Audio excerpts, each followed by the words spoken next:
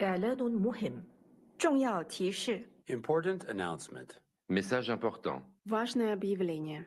Anuncio importante. يرجى من المتحدثين الكرام إلقاء بياناتهم بسرعة معقولة لضمان ترجمة فورية وافية وعالية الجودة. 为了帮助口译准确完整传递发言信息，请代表发言时语速不要过快。 Speakers are kindly reminded to deliver their statements at a reasonable pace to ensure complete and quality interpretation. Il est rappelé aux orateurs qu'ils doivent présenter leur déclaration à un rythme raisonnable afin de garantir une interprétation complète et de qualité. Напоминаем ораторам, что для обеспечения полного и качественного устного перевода необходимо поступать в умеренном темпе.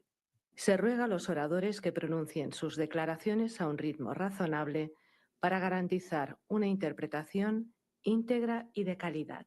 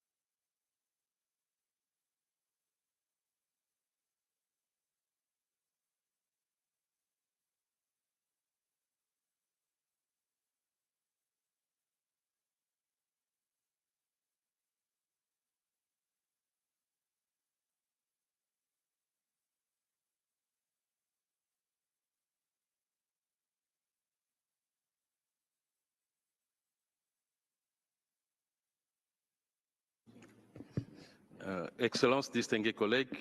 Excellencies, distinguished colleagues, please bear with us for a few more minutes. We're waiting for the ambassador from El Salvador, who's in the car park somewhere. Thank you for bearing with us.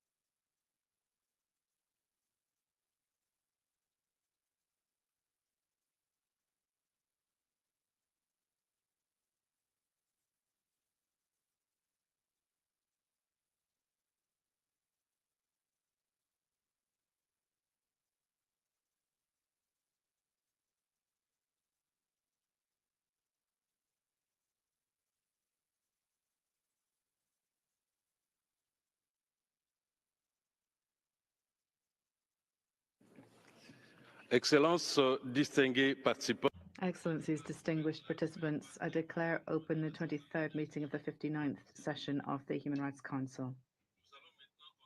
We're now going to continue to consider the concluding document of the Universal Periodic Review of El Salvador. We're going to resume the list of speakers, and I'll give the floor to Vida y Familia for a joint statement. Presidente. Chair, we applaud the commitment of El Salvador for the protection of life in step with its constitution and its international obligations and human rights, as reflected in the responses to the recommendations received in the UPR. It's of concern that a significant number of recommendations addressed issues that fell outside of the scope of the UPR, such as abortion and gender identity issues. In contrast, critical human rights issues such as the rights of the child, the rights of persons with disabilities, health, poverty, access to education, and prevention of violence were conspicuously overrepresented. This is part of a trend that begs the question, are the principles of human rights still the foundation, pressuring states to adopt laws outside of its international obligations and national obligations under the pretext of trying to improve their history and human rights, undermines the principle of sovereignty and distorts the mandate and the founding spirit of the United Nations as a whole. Vice President, legislative decisions, particularly on these issues, correspond to the people of the nation. We praise policies such as growing together and being born with love, which guarantee comprehensive care for mothers and children and reduce the risk of maternal mortality and child mortality. These steps confirm that we can make progress in protecting rights of women without resorting to abortion, and that true commitment to human dignity must begin by defending these rights. We call on the Council to defend authentic human rights in step with the United Nations principles and charter defending sovereignty and peace. I thank you. Merci, je passe la parole à Ilga. Thank you. I give the floor to Ilga Wood for a video statement. Señor Presidente, esta declaración se... President, this statement is being given in consultation with Salvadoran human rights organizations and LGBTIQ+ collectives. We welcome El Salvador's acceptance of recommendations 12421 and 124228, calling for comprehensive anti-discrimination legislation and inclusive reintegration policies for returnees, including LGBTIQ+ persons. These are important steps, and we urge the state to ensure their swift and meaningful implementation in collaboration with civil society. However, we express deep concern over the decision to note critical recommendations, such as 124.225 on prohibiting discrimination based on sexual orientation and gender identity, or 124.227 on adopting a gender identity law, and 124.80 on protecting LGBTIQ+ and women human rights defenders. LGBTIQ+ persons in El Salvador continue to face violence, exclusion, and legal invisibility. Trans people remain without recognition or access to basic services. The absence of protective laws undermines efforts to ensure equality and dignity for all. We call on the government to reconsider its position on these noted recommendations and to demonstrate its commitment to international human rights obligations. Civil society stands ready to collaborate in the implementation and monitoring of these commitments, offering expertise and grounded perspectives to build a safer, more inclusive El Salvador. Thank you. Merci, Excellences, distingués collègues. Thank you, Excellencies, distinguished colleagues. That was the final speaker on the list. Before I give the floor to El Salvador for concluding remarks, allow me to note that according to the information provided, on the 228 recommendations, 150 have been met with support from El Salvador and 78 have been noted. I now turn to His Excellency, Her Excellency rather, for concluding remarks. Thank you very much, Vice President, and a very good day to all delegations, Excellencies. We warmly thank all delegations who have taken an active part in this dialogue with the state and who have carefully followed the review of El Salvador. We value the recognition and the support, expressions of support received, which help to encourage us to continue with the promotion and protection of human rights in our country. We also listened carefully to concerns raised, many of which have been duly addressed in our national report, in the appendix or in our initial statement from the afternoon. We respect the various views expressed. This is another demonstration of the diversity that is part of our world and which are germane to a democratic society such as ours. In this council, we constantly see how interests or aspirations of different stakeholders, whether they be states or non-state, can be presented firmly for them to be considered as by states such as ours. However, we must stress that with deep respect that these scenarios that have a very much global outlook are not always applicable to national realities. Our progress and challenges in human rights need to be considered in context, looking at the idiosyncrasies and the historic process in each country. The deep changes that we've seen in El Salvador we've seen some drastic changes, but unfortunately we have seen some comments which seem to distort the situation in our country. And I just want to express the importance of ensuring that this forum remains constructive and respectful and like an objective discussion. We recognize the key role of national human rights institutions and civil society organizations within this mechanism and also in our own country. And we would invite all to present factual information and not a distorted image of reality, in this case regarding our country. Vice President and Excellencies, the deep-seated changes that we've seen in El Salvador have brought about some drastic changes to tackle structural, complex challenges such as organized crime, corruption, or impunity. That being said, human rights have been and will continue to be the main pillar of the attitude and the operation of the state as part of our vision to development. Against this complex regional and global context, El Salvador is resolute in standing as a country of peace and security. We firmly believe at the highest level that we've done as much as possible to ensure that we turn our country into one of the safest in our hemisphere. Decisions adopted by institutions, including in exceptional or emergency situations, are taking place. These decisions have been taken in full respect for our national legislation and international obligations. We are firmly committed to continue to consolidate our model so that progress be sustainable and that our country and our people can develop in an environment of peace, security, and prosperity. Vice President, we extend our thanks to the distinguished representatives of Brazil, Czech Republic, and Indonesia, who were members of the Troika for the review of El Salvador and who provided excellent support.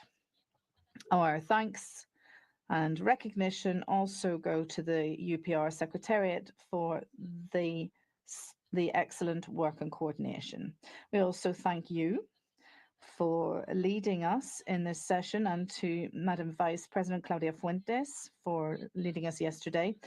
And our thanks to all delegations who took part in our review. We trust that this fourth cycle of the UPR may be the beginning of a new stage, a new phase in our efforts to continue to consolidate human rights in El Salvador. Thank you very much, Vice President. Thank you, Your Excellency, Madam Ambassador, for this presentation and for the constructive participation of El Salvador throughout the UPR process. We accept your thanks, and we also thank you for your flexibility, for having agreed to come back again this morning to conclude the process. Thank you very much. Excellencies, I suggest that now the Council adopt the decision on the concluding document for the UPR of El Salvador, as you see on the screen.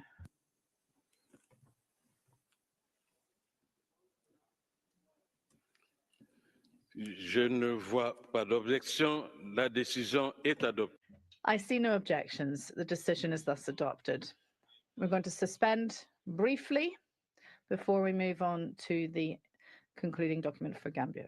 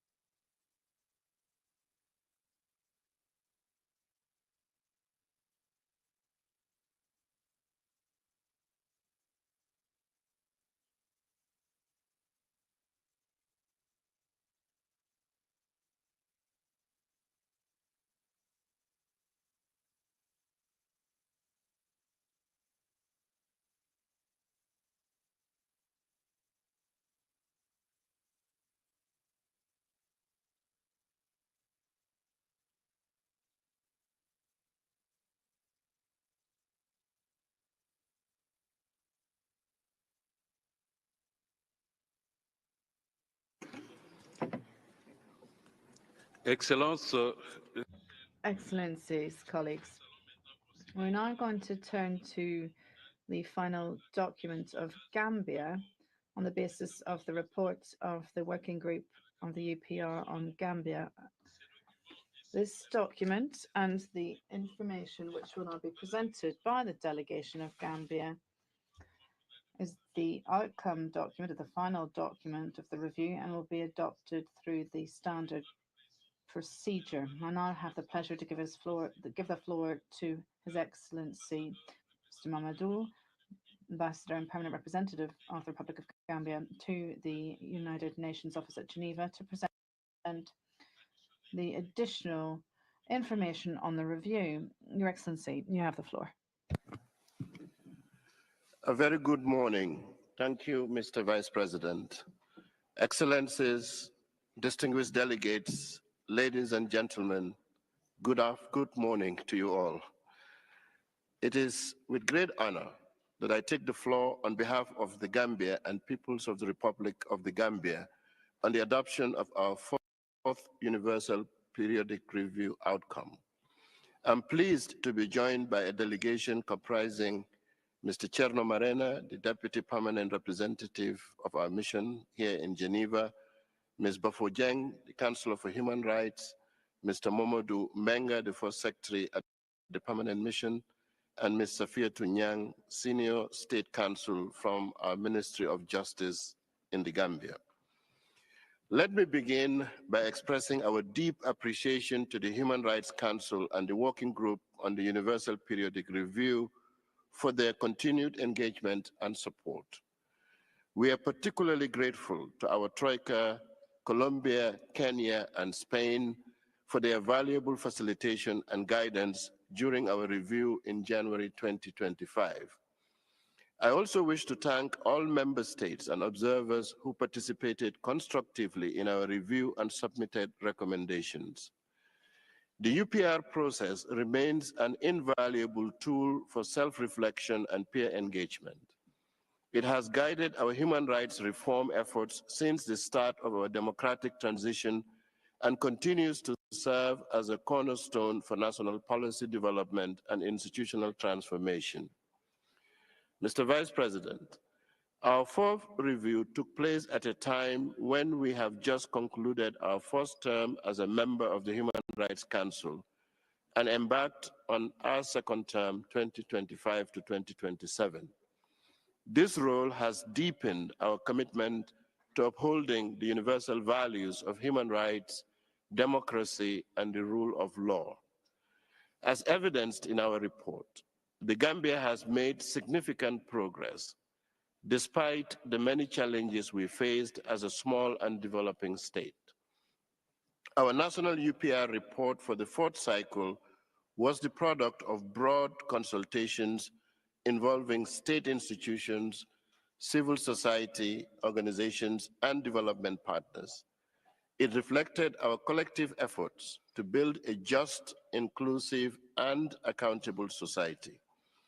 Out of the 309 recommendations received during this cycle, the Gambia has accepted 273 and noted 36.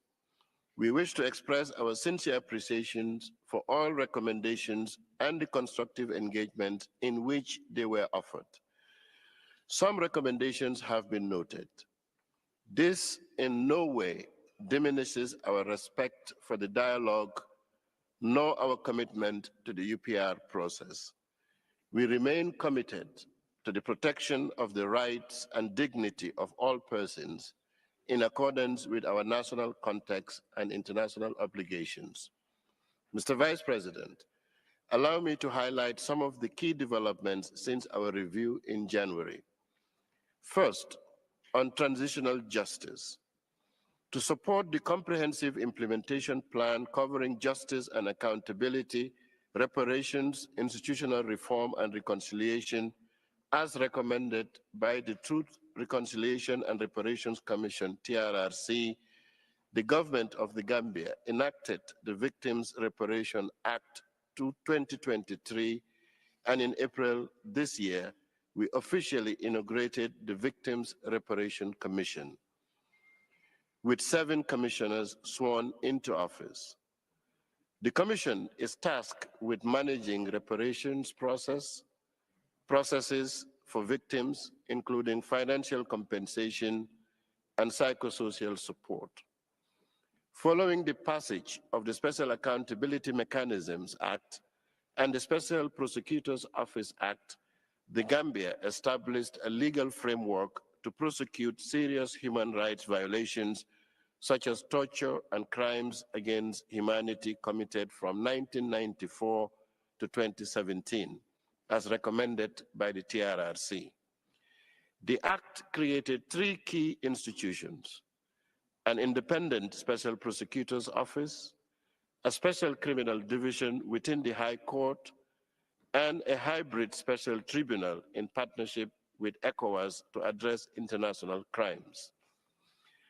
As reported during our constructive dialogue in January, the statute to establish the Special Tribunal for the Gambia was unanimously adopted by ECOWAS heads of states. The Special Tribunal will have jurisdiction to apply international criminal law alongside local laws. It is envisaged that the Special Tribunal will be the forum for the most serious offenses. With the statute now adopted by ECOWAS, the government has developed a budget and an advanced team of experts have been put in place to develop the foundational documents. The Gambia is committed to securing the necessary resources to make this tribunal a reality. As of mid-2025, the government has launched a transparent recruitment process for the special prosecutor, with an independent selection panel in place and the appointment expected to be finalized by the end of June. This marks a critical step towards activating the accountability process envisioned under the Special Accountability Mechanism Act. Second, we have undertaken additional legal reforms. Most notably, the National Assembly has in June enacted the Criminal Offences Act 2025 and the Criminal Procedure Act 2025, replacing laws dating back to 1933. These reforms modernize our legal framework, strengthen procedural safeguards aligned with international human rights standards, and reflect our evolving national values.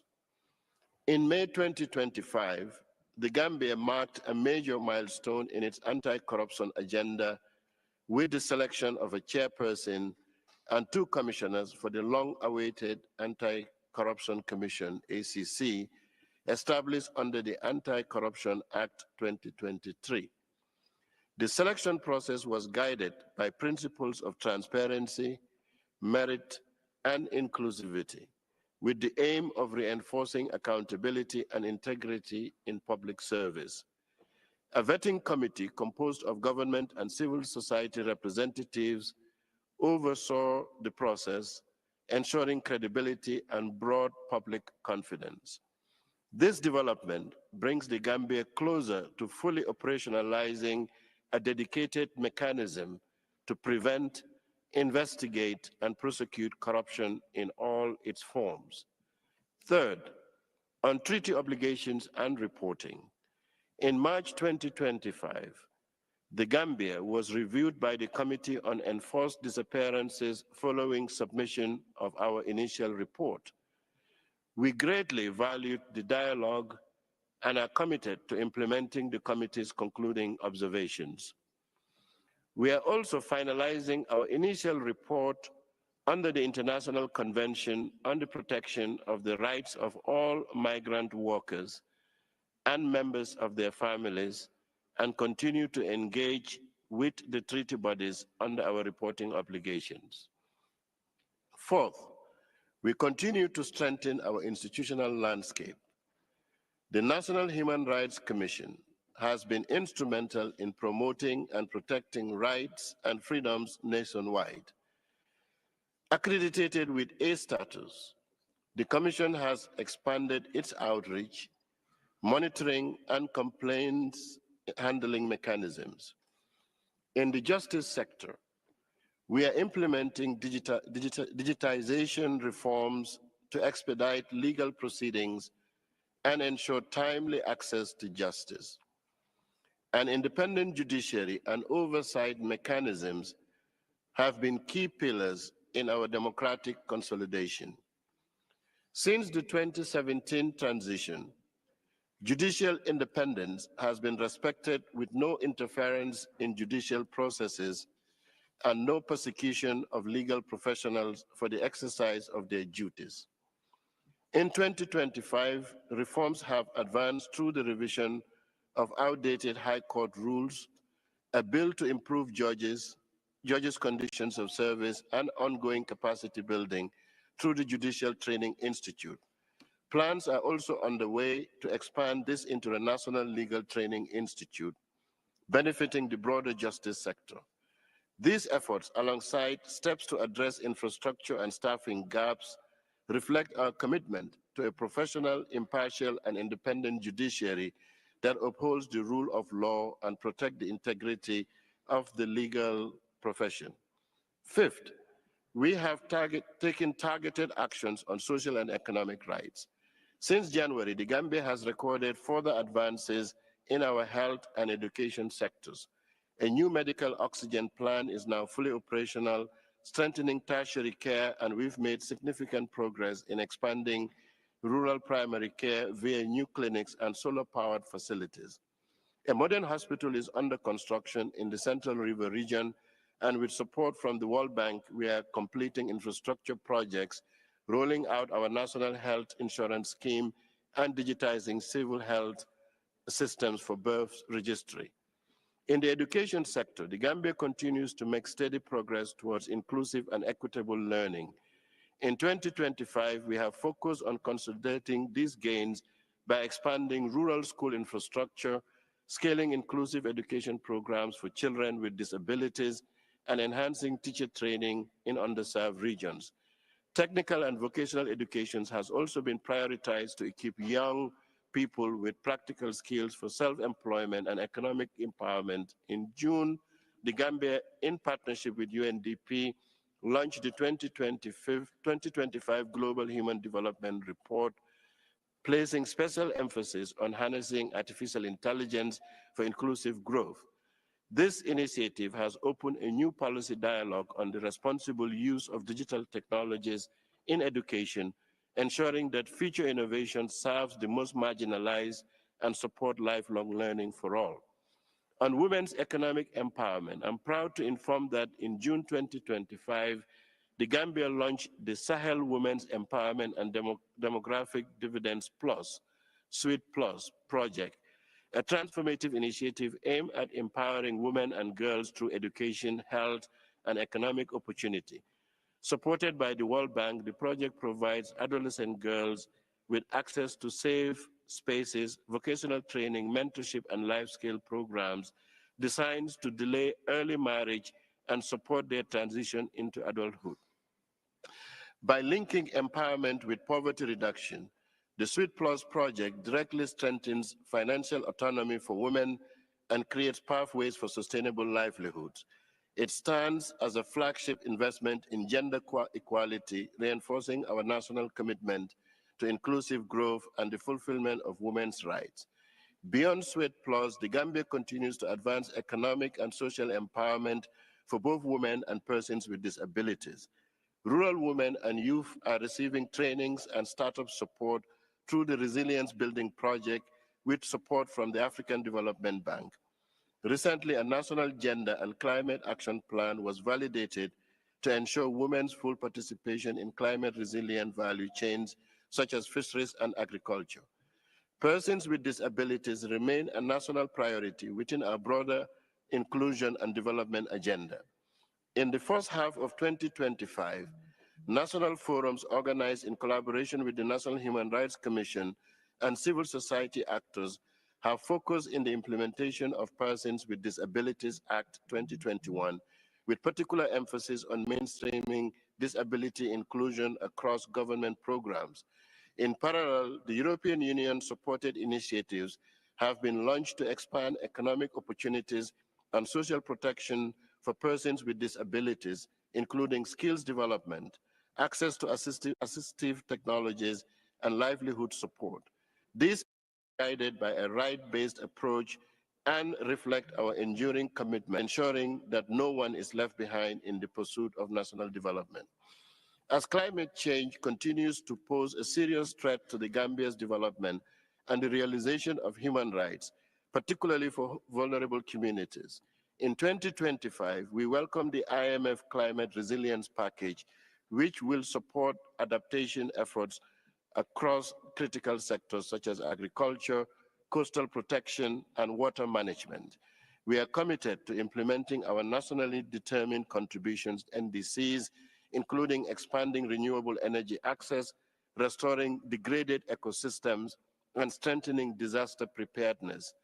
As a low-emission, high-vulnerability country, the Gambia reiterates its call for international technical and financial cooperation to accelerate the rollout of clean energy projects, enhance early warning systems, and build climate-resilient infrastructure central to achieving sustainable, inclusive development for all. Mr. Vice President, the UPR process is more than a review for us. It is a reaffirmation of our shared humanity. For the Gambia, it has served as a roadmap and a mirror, helping us measure our achievements and stay accountable to our people. We renew our call on the international community to support the Gambia's ongoing reform agenda. In particular, we seek sustained technical and financial support for the full implementation of the Truth, Reconciliation and Reparation Commission recommendations, including the establishment and operationalization of the Special Prosecutor's Office and the Hybrid Special Tribunal in partnership with ECOWAS. We also welcome full support for the Victims' Reparations Commission to ensure meaningful redress and healing for victims. Let me conclude by reiterating the Gambia's firm commitment to the protection and promotion of human rights and other values of this Council. We stand ready to work with all partners in pursuit of dignity, equality, and justice for all. I thank you, Mr. Vice President. Merci beaucoup, Mr. Thank you very much, Mr. Ambassador. And I now would like to give the floor to the member states and observers to hear their comments on the final report of the review.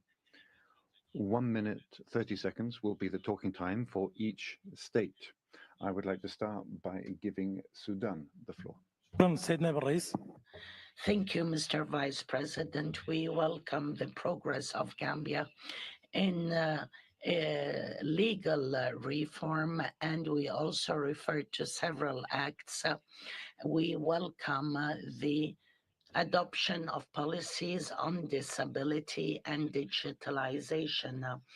We welcome Gambia's interaction with the UPR and accepting recommendations of some countries, including the recommendations of my country in the context of youth and vocational training. We recommend the adoption of the report, wishing the Gambia all success in implementing recommendations they have accepted. Thank you. Merci. Thank you. I recognize Tunisia. Video statement. شكرا سيد الرئيس. نرحب بالوفد الجنبي الموقر. Thank you, President. We hail the delegation of Gambia and thank them for the report, and we would like to offer our gratitude and appreciation for them accepting recommendations. We note the acceptance of recommendations offered by Tunisia to focus more on all forms of discrimination and exploitation of women, financial support for young people, greater access to jobs, fighting human trafficking, and a greater commitment to provide all necessary support to victims. We hail the adoption of a series of measures and laws by Gambia for broader protections of human rights. We welcome the adoption of measures to defeat poverty, promote education, social equity, and healthcare, and we wish every success to Gambia in implementing the recommendations accepted. UN Development Coordination Office by video. Mr. President, Excellencies, distinguished delegates of the Gambia Permanent Mission. On behalf of the United Nations country team in the Gambia, I am honored to address the 59th session of the Human Rights Council during the adoption of the final outcome of the Gambia's Universal Periodic Review, or UPR. We commend the government of the Gambia for its timely, transparent, and inclusive engagement with the UPR and for its continued commitment to advancing human rights and democratic governance. The United Nations country team has supported this process both technically and financially. We congratulate the Gambia for accepting a broad range of recommendations, particularly in areas of legal and institutional reform and the protection of fundamental freedoms. We commend the Gambia's commitment to the transitional justice process, noting that the implementation of the Truth, Reconciliation and Reparation Commission recommendation and related legislative reforms are essential to ensuring that truth, accountability, but also guarantees of non-recurrence. Successful implementation of the UPR recommendation will require strong political will, inclusive governance, and resilient institutions. We stand as a committed partner in advancing the Gambia's human rights agenda and inclusive right-based development. Thank you for your attention. Merci. Je passe la parole à... I thank you and recognize UNFPA by video. The United Nations Population Fund warmly congratulates the Gambia on completing the fourth Universal Periodic Review cycle. We commend the Gambia on its continuous effort to promote rights and choices for all, especially for women and girls. The government's commitment to upholding human rights and addressing harmful practices, gender-based violence, and all forms of discrimination against women and girls was notably demonstrated by the vote against repealing the Women's Amendment Act of 2015, which criminalizes female genital mutilation. The Gambia also made a 38% increment in women representation at the local government level and 78% in district tribunals. The Gambia has also established an integrated referral pathway for GBV survivors, showing its commitment to addressing gender-based violence. We commend the Gambia's significant progress in strengthening the rights of persons with disabilities with the enactment of the Disability Act in 2021, showing its commitment to social inclusion and leaving no one behind. We commend the Gambia for its progress in improving maternal health, with 98% of women receiving antenatal care from qualified health workers. And we reaffirm our commitment to assist the Gambia in implementing the Universal Periodic Review recommendation. Thank you very much. Jërëjëf. Merci. Je passe... Thank you. I now give the floor to UN Habitat. Gambia's progress in advancing land governance and housing rights. We commend the development of the National Land Policy 2026 to 2035, currently awaiting cabinet approval. The policy acknowledged the systematic exclusion of women and marginalized groups from land access and ownership. It proposes critical reforms, including the review of existing land laws to ensure equal rights, particularly for women, who comprise 51% of the population and 70% of the agricultural workforce, yet only own 9% of agricultural land. Addressing land inequality is essential, as land disputes are leading cause of domestic conflict. Secure land tenure underpins livelihoods, climate resilience, and inclusive economic growth, while also being central to women's empowerment through decreased economic dependency and increased participation in decision-making.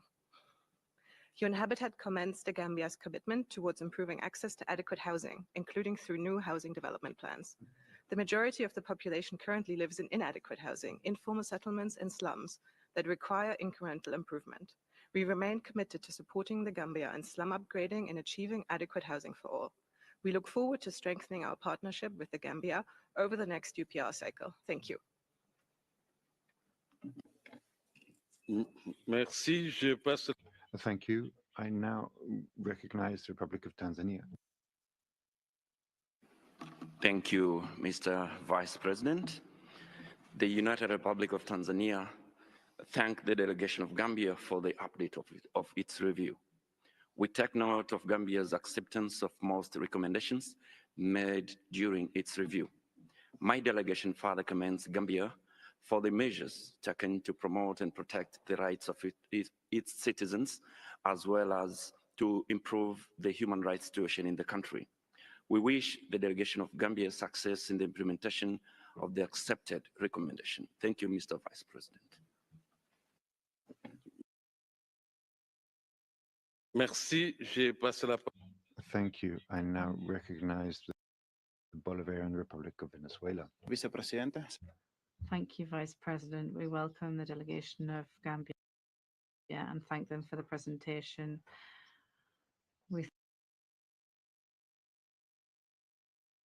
thank them for their cooperation with the UPR and believe that these mechanisms are on a voluntary basis and these provide the best results for human rights. We thank them for accepting the recommendations from our country regarding the strengthening of the human rights institution and implementing the development plans for 2020 to 2027, prioritizing the most vulnerable populations. We would urge the country's authorities to continue to implement their action plans and public policies that have been mentioned during the interactive dialogue, as well as the recommendations that were accepted during this fourth cycle of the UPR. This with a view to guaranteeing the promotion, protection, and enjoyment of human rights, including the right to development. To this end, we recommend the adoption of the report. Thank you, Mr. Vice President. Merci. Thank you. Vietnam has the floor. Mr. President, Vietnam expressed its sincere appreciation to the delegation of Gambia for their constructive and cooperative participation and extend congratulations on the successful conduct of their Universal Periodic Review session held on 24 January 2025. Vietnam commends Gambia for supporting most recommendations, including both recommendations of Vietnam, those emphasizing investment in educational infrastructure, improving education quality in rural areas, ensuring equitable access, and developing youth employment programs aligned with market demand and accessible funding for entrepreneurship. My delegation applauds Gambia's commitment and continued efforts to meet international human rights obligations and wish the country success in implementing the accept recommendations. Finally, Vietnam recommends the Council to adopt the outcome of the Gambia UPR review by consensus. I thank you. Merci, je passe. Thank you. I now give the floor to Yemen for a video statement. السيد الرئيس اطلع وفد بلادي على تقرير Thank you, President. Our delegation has taken note of the UPR report for Gambia. We would like to offer our gratitude and note that Gambia has interacted positively and constructively with the UPR. We commend the constant efforts of this country to support human rights and to build a fair, inclusive, democratic society. Yemen welcomes the fact that Gambia has accepted the recommendations offered to it, and we reiterate our support to this friendly country, a country protecting human rights, and we recommend the adoption of the report. Merci, la Zambie a la parole. Thank you. Zambia has the floor. Thank you, Mr. President. Zambia welcomes the esteemed delegation of Gambia and acknowledges the constructive engagement during the review. We commend Gambia for accepting most of the recommendations presented during its review, including 2 out of 3 recommendations made by Zambia. My delegation applauds the Gambia's commitment and continued efforts to meet its national human rights obligations and wishes the country success in implementing the accepted recommendations. In conclusion, we recommend the adoption of Gambia's UPR outcome report by consensus. I thank you. Merci, je passe la Thank you. I now give the floor to Albania. Merci, Monsieur le Vice-Président. Thank you, Vice President. We welcome the delegation of Gambia, and we appreciate that they have accepted many recommendations that will help them progress in protecting and promoting human rights in that country. We have the pleasure of recognizing that Albania has accepted 3 recommendations of our country on prison overcrowding, appropriate measures for respect of the right for expression, and boosting the presence of women in civil service. We wish every success to Gambia in adopting recommendations in the 4th UPR cycle, and we recommend the adoption of the report on Gambia. Thank you. Merci, je passe la parole. Thank you. I now recognize Algeria. Thank you, Mr. Vice President. The Algerian delegation warmly welcomes the delegation of the Gambia and thanks them for the additional information provided. We acknowledge with gratitude that the recommendations put forward by Algeria as to continuing work towards the adoption of a law on the victims of domestic violence, especially women and children, and ongoing efforts to combat discrimination and achieve equality for persons with disabilities have been supported.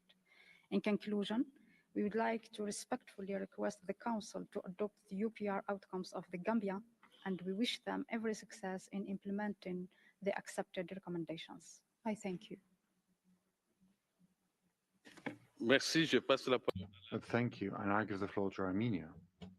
Vice President, we appreciate Gambia's engagement in the Universal Periodic Review process and its commitment to the protection and promotion of human rights. We are pleased to note that Gambia supported Armenia's recommendations suggested during the 48th session of the UPR Working Group concerning the ratification of the optional protocol to the Convention Against Torture and Other Cruel, Inhumane, or Degrading Treatment of Punishment. We note with appreciation the efforts of Gambia towards the initiatives in relation to environmental protection, in particular creating the National Biodiversity Action Plan, as well as efforts to promote freedom of expression, combating child marriage and human trafficking. Last but not least, we would like to express our support for the adoption of the report of the working group and wish the government of Gambia every success in implementing the accepted recommendations. I thank you. Merci, je passe la... Thank you. I now give the floor to Bahrain. Le Bahreïn est absent. Le Bénin. In the absence of Bahrain, Benin is recognized. Benin also is absent. And I move on to Brunei Darussalam. Mr. Vice President, we would like to extend our appreciation to the delegation of the Gambia for the updates provided on the progress achieved to date since their last review. Brunei Darussalam is pleased to note that the Gambia has accepted 273 out of the 309 recommendations it received, including the 2 made by Brunei Darussalam relating to mental health, literacy, and care, as well as access to education in rural areas. In this regard, we recommend the Council's adoption of the UPR Working Group report and wish the Gambia success in the implementation of the accepted recommendations. I thank you.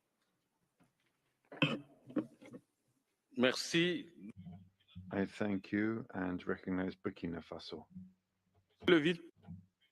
Vice President, the delegation of Burkina Faso would like to warmly welcome the delegation of the Republic of Gambia and thank them for the additional information that they have offered to the Council. My delegation commends the country accepting the over 200 of recommendations of 300, and this includes 2 recommendations offered by Burkina Faso. We would like to congratulate Gambia for accepting these recommendations, and we take this opportunity to renew our encouragement to the country to continue efforts to constantly broaden protection and promotion of human rights. To conclude, we call for the adoption of the report by consensus, and we urge for an effective implementation of the recommendations accepted. I thank you. Thank you. I recognize Cameroon. Merci, Monsieur. Thank you, Vice President. Cameroon would like to welcome the Gambian delegation. Thank you for your participation in this 4th UPR cycle. My delegation commends that Gambia has accepted almost all of the 309 recommendations, over 270 adopted, the others noted. The efforts of the country to protect and promote human rights and ensure human dignity are praiseworthy. We wish every success to Gambia in implementing the recommendations accepted. My country also proposes the adoption of the report on Gambia. Thank you. Merci. The Vice President thanks you. Excellencies, that was the last speaker we were able to accommodate. I would recall that all of the statements, including those which could not be read due to a lack of time, will be uploaded. I would now like to give the floor to the other stakeholders for their comments. The speaking time will be 2 minutes for each speaker. I give the floor to the delegation of Equality Now. President, GAMCO TRAP and Equality Now welcome the outcome of the Gambia's Universal Periodic Review and commend the government of the Gambia for its continued engagement with this important human rights mechanism. The review comes at a pivotal moment in the country's efforts to uphold and protect the rights of women and girls, particularly in relation to the prohibition of female genital mutilation. The Gambia made significant progress in 2015 by enacting the Women's Amendment Act, which criminalizes FGM and provides a legal framework for the protection of women and girls. and we commend the National Assembly of the Gambia for rejecting efforts to repeal the anti-FGM law in 2024. However, we note with concern that this law has since been challenged in the Supreme Court, with petitioners arguing that the anti-FGM provisions are unconstitutional. These developments reflect growing efforts to roll back protections and have reignited national and international concerns over the future of women's rights. This concern is further heightened by the continued high prevalence of FGM in the country, with 73% of women and girls aged 15 to 49 years in the Gambia having undergone FGM. Despite the existence of a legal framework, enforcement remains a challenge, and social acceptance of the practice persists in many communities. These statistics underscore the critical need not only to preserve the legal ban on FGM, but also to intensify community, educational, and policy efforts to eliminate the practice and protect the rights and well-being of all girls. We are encouraged that the Gambia has supported a number of key recommendations during this UPR cycle, including a number of recommendations to intensify efforts to eliminate FGM. We now urge the government of the Gambia to uphold these commitments by implementing these recommendations in full, safeguarding and effectively implementing the Women's Amendment Act 2014, and ensuring the rights of women and girls are protected both under law and practice. Thank you. Thank you. To Center for Global Non-Killing. Dear human beings, Monsieur le Vice-Président, dear populations of the Gambia, dear Gambian authorities, including the highest, dear delegation, excellencies, ladies and gentlemen, greetings of lively rights. We congratulate the Gambian authorities for making an extensive use of the services of the Peacebuilding Commission. We also congratulate Gambia for the Culture of Peace resolution adopted here at the Council last year. These are life-enhancing initiatives. There is another life-saving need we highlighted in our stakeholders' submission, the decriminalization of suicides. Dear Ambassador, thank you for updating us now on criminal law modernization. From what I gathered right now, I can mostly likely warmly compliment Gambia for decriminalizing suicides. Kudos. The World Health Organization is calling for this decriminalization. In Gambia, from what we understand in the past, a person who misses her suicide risked criminal charges, impeding her hopes for open help and free recovery. Instead, this person would have faced stigma, both officially and from society, adding new strife and burdens to an already fragile mental situation. Dear delegation, no state made a recommendation to Gambia to repeal the penal clause punishing suicide. Can you confirm that Gambia has repealed this clause? Thank you for your reply. May life and peace prevail. Merci, Monsieur le Vice-Président. Thank you. I give the floor to Edmond to Rice International Limited by video. Mr. President, Edmund Rice International commends the government of the Gambia for progress since its last Universal Periodic Review, especially in implementing key human rights reforms.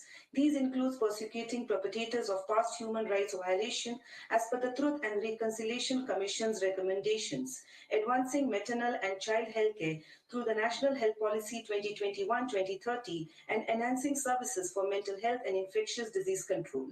The Gambia has also taken important steps in promoting gender equality, combating child marriage, ratifying the optional protocol to the Convention on the Rights of the Child regarding children in armed conflict, supporting the rights of persons with disabilities, and increasing education funding for marginalized groups. Environmental efforts such as water resource management, sanitation improvements, and aligning climate policy with the Paris Agreement are also acknowledged. Despite these advancements, Edmund Rice International highlights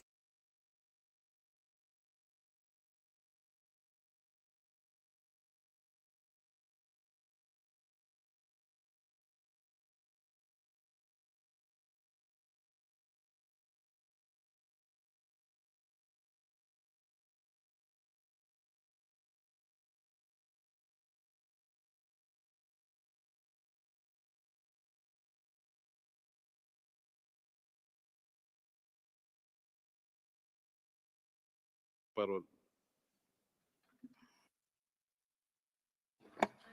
Thank you, Mr. Vice.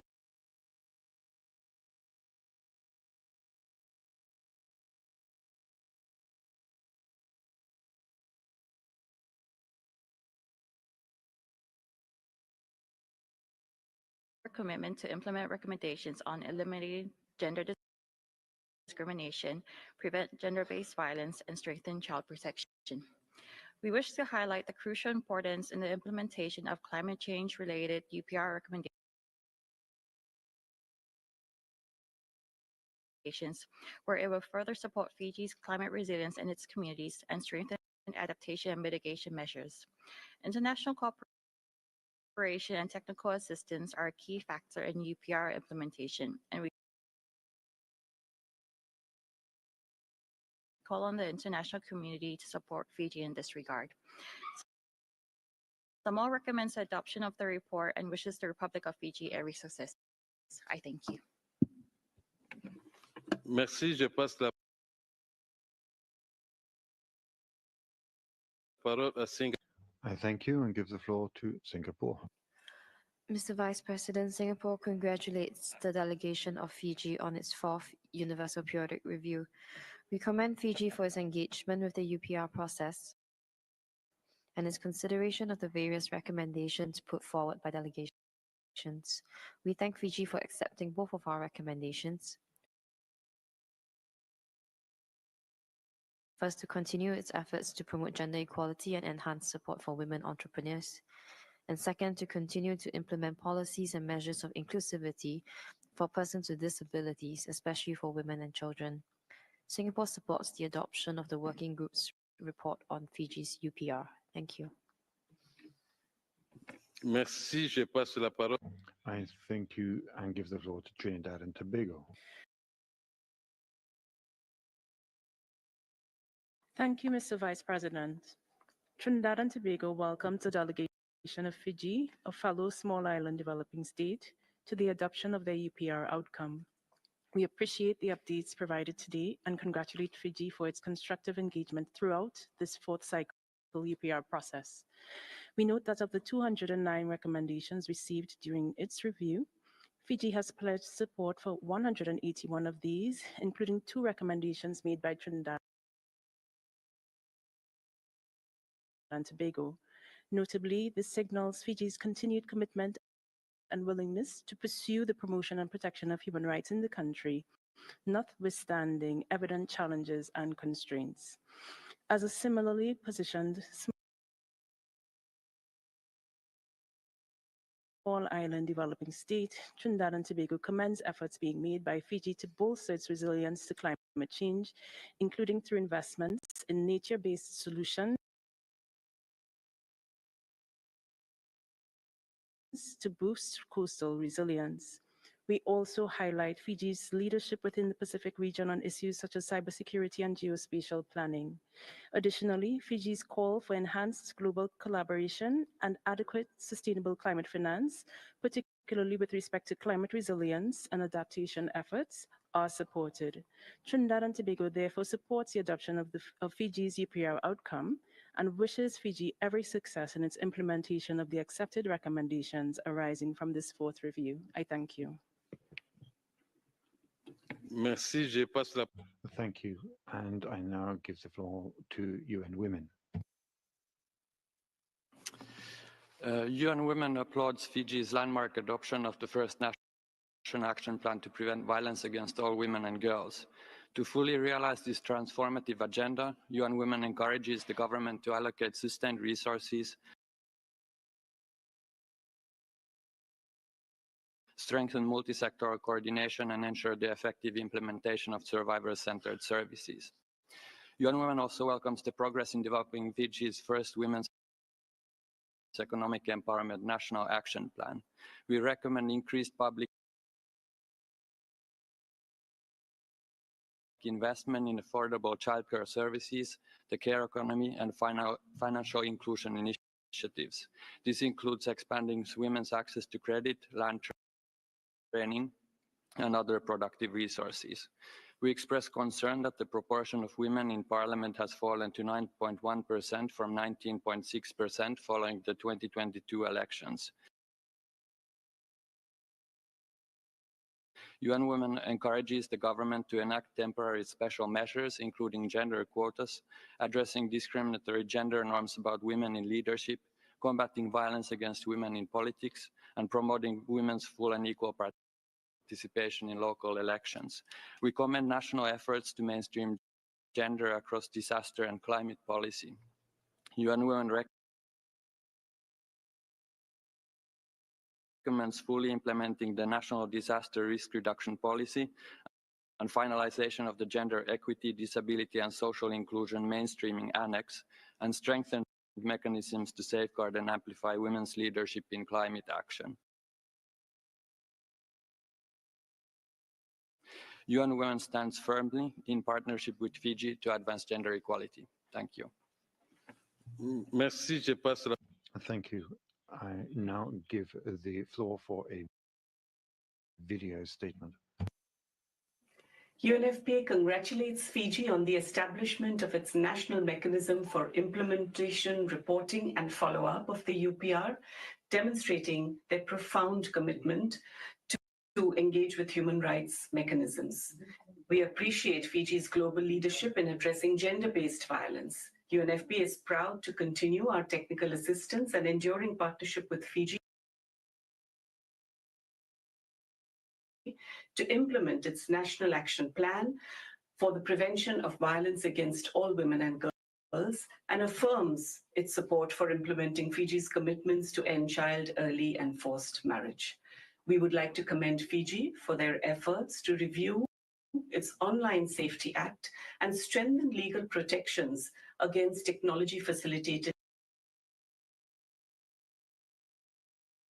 gender-based violence, and for women and girls in all of their diversity, persons with disabilities, and other vulnerable groups.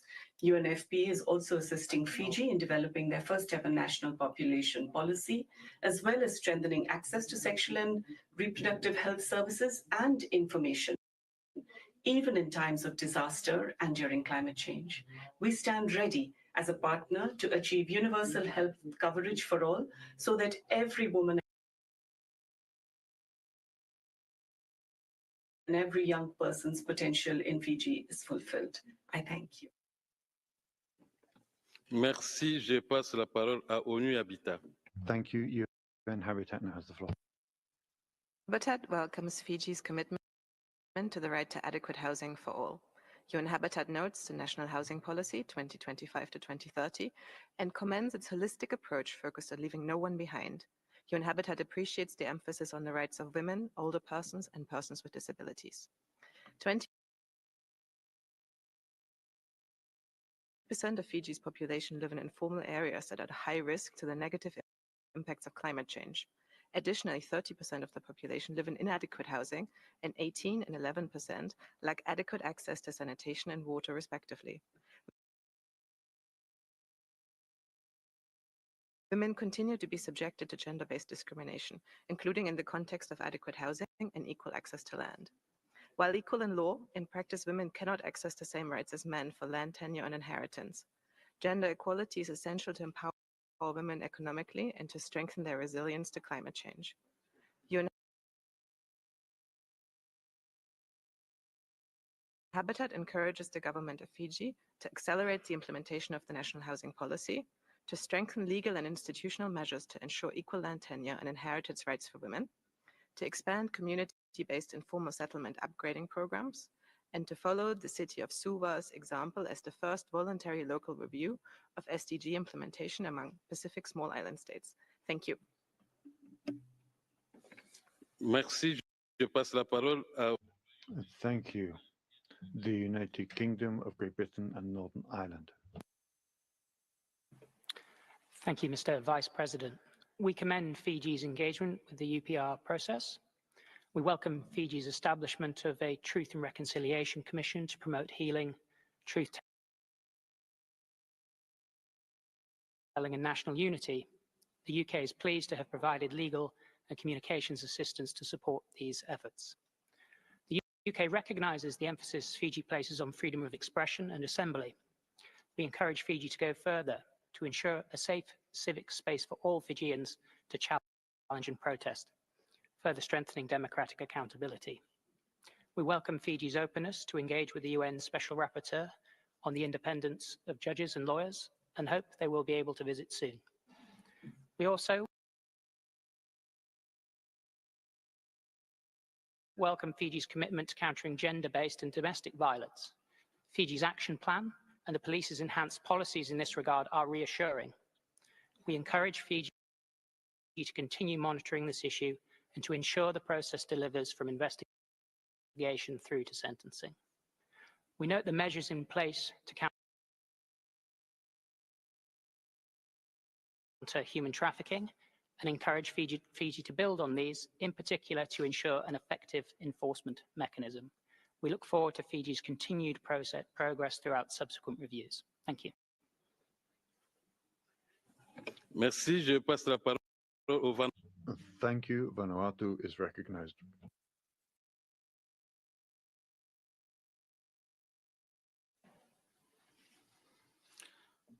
Thank you, Mr. Vice President. Vanuatu welcomes the delegation of Fiji, our fellow Pacific family, and applauds the country's continued dedication to the promotion and protection of human rights at both the national and international levels. We recognize Fiji's constructive participation in the review process, which reflects its firm commitment to the Universal Periodic Review mechanisms and broader human rights agenda. Vanuatu is particularly pleased that Fiji has accepted 181 of the 209 recommendations received. We also commend Fiji for accepting our recommendation on pushing its progressive strategies to ensure an inclusive, systematic, and strategic approach to climate adaptation and building disaster resilience. In conclusion, Vanuatu fully supports the adoption of the UPR report of Fiji and wishes the government success in implementing the accepted recommendations. I thank you. Merci. Je passe la Thank you. I now recognize the Bolivarian Republic of Venezuela. Gracias, señor. Thank you, Vice President. We welcome the delegation of Fiji and thank them for the presentation. We take note of their cooperation with the UPR mechanism. We believe that it's voluntary-based mechanisms and not those that are imposed that generate best results for the promotion and protection of human rights. We're grateful for their acceptance of the 3 recommendations issued by our country relating to strengthening the Commission and the task team on human rights to strengthen the right to development and promote work for the National Committee for Coordinating Climate Change Policies, this with a view to strengthening the application of mitigation measures and adaptation measures in relation to national realities. We wish them success in implementing the recommendations accepted in this 4th UPR in light of the challenges existing in the country. We recommend the adoption of the report. I thank you. Vietnam. Vice President, Vietnam warmly welcomes the delegation of Fiji for the adoption of the report of the working group on its 4th cycle of the UPR held on 24 January 2025. We appreciate the positive and cooperative approach demonstrated by the delegation of Fiji throughout the entire review, which clearly reflects their strong dedication and sincere commitment to the Universal Periodic Review mechanism. We highly value that Fiji had accept 207 recommendations out of 242 total, which account for approximately 85% of all recommendations received during the review. Notably, these include 2 recommendations made by Vietnam, specifically through aim at promoting equitable access to healthcare service and enhancing climate resilience initiative to provide stronger protection for the population in vulnerable situations. While recommending the adoption of the UPR report, we congratulate the delegation of Fiji on a successful review and wish them success in their effort to implement the accepted recommendation. I thank you. Merci. La Chine a la parole. Thank you. China now has the floor. Thank you, Mr. Vice President. China appreciates Fiji for appreciate Fiji's constructive engagement in the fourth round of UPR and welcomes the progress made in promoting and protecting human rights. This includes effective measures to improve living standards, increased investment in education, health, and social security, strengthened legislation and the judiciary, and effective efforts to combat crimes such as torture and trafficking in person. And China also acknowledges Fiji's cooperation with the international cooperation and human rights mechanisms and its commitment to protecting the rights of women, children, persons with disabilities, and minority groups. China appreciates Fiji's acceptance of its recommendations, wishes greater success to Fiji in its human rights endeavors. Furthermore, China supports the adoption by the Council of its UPR report. Thank you, Mr. Vice President. I thank you and give the floor to Côte d'Ivoire. Thank you, Vice President. Côte d'Ivoire offers its congratulations to the Fiji delegation on the occasion of the adoption of its final UPR report. We congratulate the Fiji government for progress achieved in promoting and protecting human rights, notably by the implementation of a national action plan to prevent violence against women and girls, as well as a national strategy to fight human trafficking. We also hail ambitious policies that have been adopted to tackle climate change, in particular, a national policy for driving down the risk of catastrophes. My country encourages the Fiji authorities to continue these efforts to eradicate human trafficking, slavery, child labor, and guarantee inclusive education for all, including the most vulnerable. To conclude, we recommend the adoption of the final report. I thank you. Merci. I thank you and give the floor to Cuba.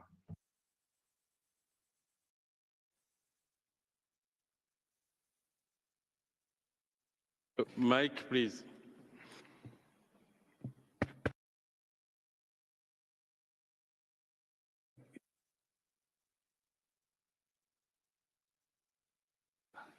Okay.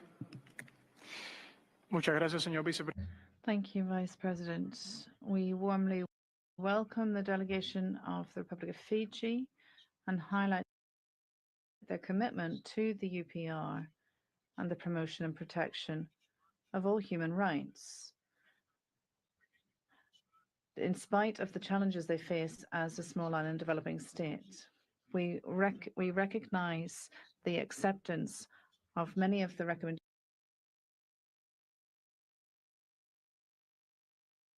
issued, and we are pleased that they accepted the 3 recommendations issued by Cuba geared at strengthening measures to guarantee access to drinking water, social protection, and to promote a sustainable, environmentally friendly economic policy mindful of the welfare of the population. We hail the progress made in the disaster risk reduction policy with a view to trying to mitigate the effects of climate change. We wish Fiji success in implementing the accepted recommendations, and we support the adoption of the outcome report by consensus. I thank you. Merci, Excellence. I thank you, Excellencies, distinguished participants. That was the last speaker we are able to host, and I would recall that all of the statements, including those who could not be read out due to a lack of time, must be uploaded to the online portal. I now would like to give the floor to the other stakeholders to hear their observations on the final report under review. The speaking time will be 2 minutes for each speaker. Igor Woods is the first. Igor Woods is absent. Igor Woods is absent. The next speaker is Advocate for Human Rights, video statement. Mr. President, The Advocates for Human Rights, a member of the World Coalition Against the Death Penalty, welcomes Fiji's abolition of the death penalty in 2015 and commends its leadership in encouraging other states to follow suit. Since the start of the third UPR cycle, Fiji has made 29 recommendations to other member states on the abolition of the death penalty, 28 during the third cycle and 1 so far during the fourth. We hope Fiji will continue to be a strong voice for abolition in the UPR. We note with concern, however, that Fiji has not yet ratified the second optional protocol to the ICCPR, despite accepting a recommendation to do so during the third UPR cycle. Fiji has taken no concrete steps toward ratification and, in the current cycle, noted 8 recommendations to ratify OP2. During the interactive dialogue, Fiji stated that it is deferring the ratification of optional protocols due to resource and capacity limitations to prioritize work on outstanding reports. Yet, since the third UPR cycle, Fiji successfully ratified 2 optional protocols to the Convention on the Rights of the Child, both of which it had also promised to ratify in the third UPR cycle. We want to emphasize that ratifying the second optional protocol does not create any additional reporting obligations and would therefore not impose any further burden on Fiji's reporting capacity, unlike the CRC protocols Fiji did ratify. We thank Fiji again for its efforts in the UPR mechanism to encourage other states to move toward abolition, and we encourage Fiji to take on an even more active role. We urge Fiji to take all necessary steps to ratify or accede to the second optional protocol to the ICCPR without reservations. Vinakabakaleu. Thank you. Merci, je passe la parole à... Thank you. Civicus now has the floor. Monsieur le Vice-Président, Civicus and Forum Asia welcome Fiji's engagement in the UPR process. During the previous cycle, Fiji received 17 recommendations on civic space issues and accepted 9. In this cycle, we note that Fiji received 12 recommendations on civic space, which they have supported, including to safeguard the rights of freedom of expression, peaceful assembly and association, and repeal restrictive legislation, including the sedition provisions in the Crimes Act, and the amended Public Order Act that can be misused to restrict protests. There were also recommendations to guarantee freedom of the press, promote a safe and enabling environment for human rights defenders, and conduct impartial, thorough, and independent investigations into all cases of attacks, harassment, and intimidations against civil society members, human rights defenders, and journalists. While the government that came to power in December 2022 has undertaken reforms, including to repeal a restrictive media law, reverse travel bans on critics, and strengthen the Fiji Human Rights and Anti-Discrimination Commission, it has yet to review or repeal sedition provisions and the Public Order Act. In recent years, the government has continued to use the Public Order Act to impose arbitrary restrictions on protests and block pro-Palestinian marches by students and civil society. Mr. Vice President, we urge the government of Fiji to review or repeal all restrictive laws used to restrict the rights of freedom of expression and peaceful assembly, and provide civil society members, human rights defenders, and journalists with a safe and secure environment in which to carry out their work. Je vous remercie. Merci. Thank you. Jez Aton Inc. has a video statement now. Thank you, distinguished President and members of the working group. This atonement commends Fiji's forward-looking approach to climate change is reflected in the Climate Change Act 2021 and the National Disaster Risk Management Act. We recognize Fiji's effort to address environmental hazards and its investment in community-based disaster risk management programs that strengthen local resilience. We also acknowledge Fiji's support for a broad range of climate-related recommendations, especially those focused on protecting vulnerable communities through relocation planning, disaster notification, and environmental resilience. However, support for vulnerable population can and should be further expanded. We urge Fiji to adopt comprehensive anti-discrimination legislation within its disaster relief frameworks with explicit protection for LGBTI+ individuals, indigenous communities, and migrants. We offer 3 recommendations. First, climate resilience planning must be grounded in a commitment to protect, respect, and fulfill human rights, including political, civil, economic, social, and cultural rights that ensure no one is left behind. We're concerned that Fiji did not support but only noted several recommendations aimed at protecting LGBTI+ persons and migrants, and these groups are equally entitled to the full protection of international human rights law. Second, Fiji should ensure robust rights protection in all relocation processes while also providing adequate support for those who choose to remain in high-risk areas. Special attention should be given to rural Italki communities, consistent with the UN Declaration on the Rights of Indigenous People and Fiji's obligations under the UNFCCC and Paris Agreement. Finally, we call on Fiji to adopt strong monitoring mechanisms to ensure implementation and accountability. The climate crisis directly threatens core human rights, including the rights to life, health, housing, and freedom from discrimination, and we urge Fiji to take meaningful steps to protect all people, especially the ones most at risk. We thank the Council, the delegation from Fiji, and the working group for their continued engagement and commitment to human rights. Merci. Je passe la parole. Thank you. Franciscans International has now a video statement. Through Franciscans International, I deliver this statement as part of the Fiji Joint Civil Society Gender UPR Working Group. Despite commitments, systematic barriers rooted in harmful norms continue to impede progress towards equality, inclusion, and safety for all gender identities. Fiji's failure to fully meet international obligations such as CEDAW and CERD reflects ongoing gaps in policy implementation, reporting, and enforcement. Discriminatory laws and practices unequally affect women and gender diverse persons in areas such as political participation, economic empowerment, and access to justice. For instance, recent legal challenges reveal the persistent barriers faced by gender diverse communities in asserting their rights. Women and gender diverse communities remain underrepresented in decision-making, with only 9% of parliamentarians being women, an indicator of limited gender equality in leadership. Online harassment and restrictions on peaceful activism further threaten the civil and political rights of activists, including women human rights defenders and gender diverse advocates. Fiji also lacks comprehensive gender and anti-discrimination legislation, hampering the efforts to achieve real equality.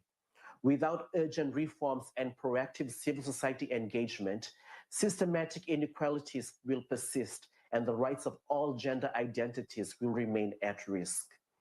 We call on Fiji to strengthen legal protections, ensure timely access to justice, and foster meaningful participation of women and gender diverse communities in policy making to realize the full spectrum of human rights for all.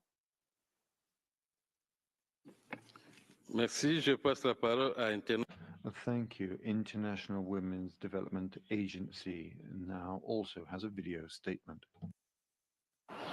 I deliver this statement as part of the Fiji Joint UPR Civil Society Organization Working Group. Fiji continues to face persistently high levels of violence against women and girls. Despite the launch of the National Action Plan, survivors face systemic challenges, including under-resourced frontline services and a justice system that often fails to respond. We call on the state to institutionalize gender and disability inclusive training for law enforcement and the judiciary, and urgently review the Domestic Violence Act to reflect the gendered realities of violence. The sharp rise in teenage pregnancies and HIV cases in Fiji highlights the urgent need for sexual and reproductive health education and service delivery.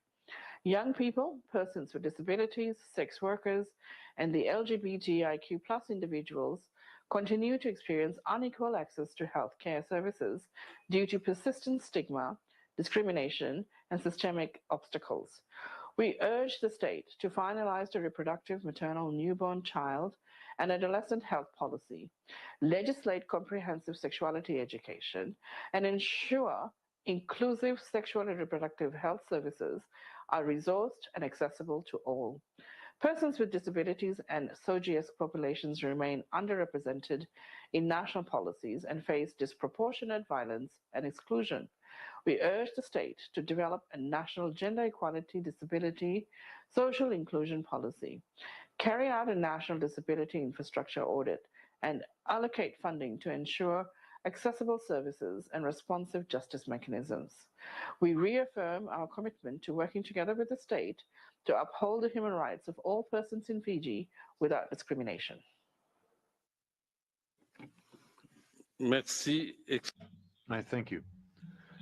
Excellencies, Distinguished participants, that was the last speaker on the list. And before giving the floor back to the Fiji delegation for their concluding remarks, please allow me to note that according to the information of the 209 recommendations received, 181 have won the support of Fiji and 28 were noted. I now return the floor to the delegation for the concluding comments. You have the floor. Thank you, Mr. Vice President. Excellencies, distinguished colleagues, Fiji would like to thank and acknowledge the comments received from all delegations and from stakeholders. We complete our fourth cycle UPR with a renewed commitment for the implementation of human rights obligations and in view of the increasing importance of human rights in our world today and the related